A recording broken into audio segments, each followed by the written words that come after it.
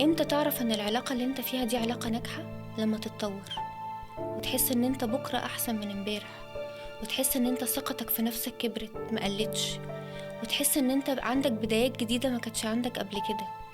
كل الحاجات دي مؤشر حلو جدا ومؤشر كبير قوي ان انت في علاقة صح.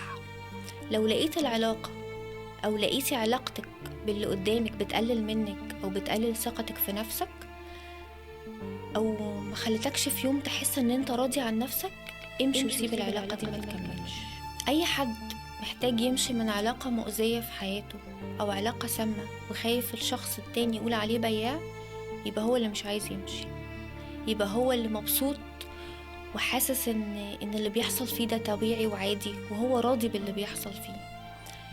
الناس اللي بتمشي وخدت قرار ان هي تمشي وتسيب العلاقة السامة دي بيبقوا قدموا تنازلات كتيرة قوي انت متعرفش عنها حاجة، بيبقوا ضحوا كتير قوي وحاسين ان هم خلاص ما بقاش عندهم حاجة يدوها تاني، فلازم يمشوا ويبدأوا بداية صح مع ناس صح.